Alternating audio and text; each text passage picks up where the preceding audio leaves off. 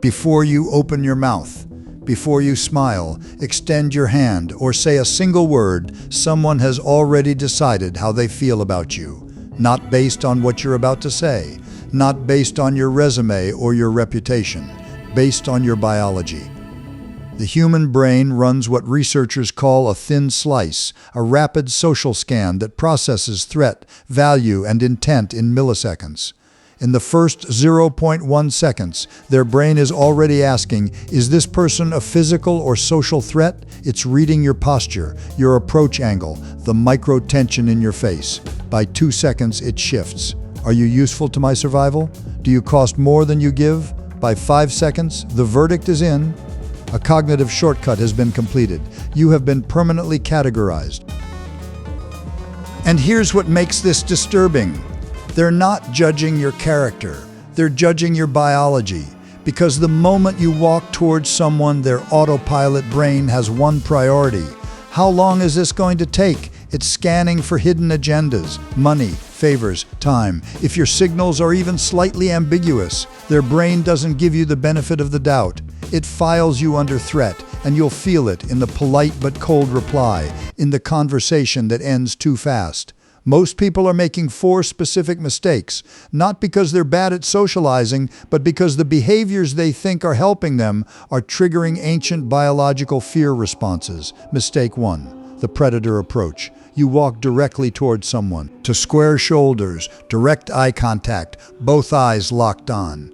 You think you're projecting confidence. Their primal brain thinks you're a predator locking onto prey.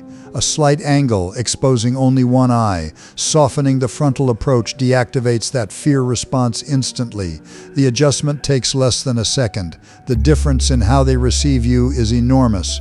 Mistake 2, the autopilot nod. Someone introduces themselves. You reply with a polite nod. 3 seconds later, you've already forgotten their name, what you think you're doing, active listening, what your brain is actually doing, drafting your next sentence. A forgotten name is the ultimate subconscious signal that this person does not matter to you.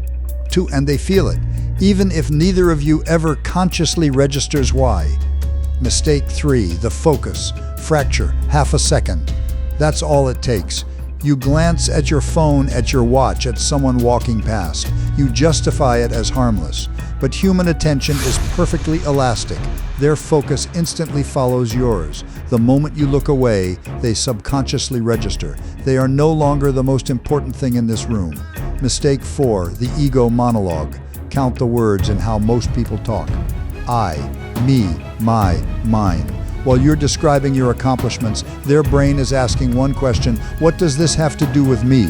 If you aren't talking about them, they aren't actually listening to you. There's a model researchers use to explain why some people are instantly likable, while others trigger quiet rejection, even when no one can explain why. It's called the threat matrix. Your brain plots every new person on 2 axes, threat level and perceived value. High threat, low value, you're a nuisance. High threat, high value, you're a predator. Low threat, low value, you're invisible. But low threat, high value, that's the likability zone. Any unknown variable pushes people out of it. A sudden movement, an awkward pause, egocentric speech. Their primitive brain doesn't wait for context. It categorizes the unknown as biological danger. So to win trust, you must first deactivate their survival instincts, not impress them, not perform for them.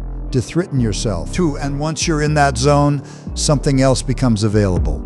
The paradox of small things. We assign outsized value to micro behaviors we almost never experience. Remembering a tiny detail, someone's name, a color they mentioned, a problem they described 2 weeks ago, feels petty or unnecessary to you. To them, it acts as an unexpected, massive dopamine hit. The details you think don't matter are the only things they will remember. Because here's what's actually happening in every conversation. You're not talking to someone. You're editing the story they will tell about you later. People delete details based entirely on where you direct their attention. When you eliminate threat and focus intensely on them, they rewrite their memory of you favorably, automatically. What you focus on is exactly what they will remember. Here's the reframe that changes everything. You're the main character in your own movie. That's natural, that's human. But the moment you walk into a room, you're just an extra in everyone else's. And most people spend their energy trying to force others to see them, to recognize how great they are, to be impressed. That energy is backwards. The most magnetic people in any room are not the ones performing. They're the ones paying attention, the ones who make you feel like the most interesting person in the conversation. Stop trying to be impressive. Start trying to be interested, because the most interesting person in any room is always the most interested person. When you make someone feel like the star of the room, their brain doesn't just like you, it needs you. Your brain is running a social operating system built 500,000 years ago. The inputs have changed. The hardware hasn't. Understanding this doesn't make you manipulative, it makes you conscious. If this reframed how you see every social interaction, the next video goes deeper into the hidden system running your decisions every single day. Psychnosis, the science of you.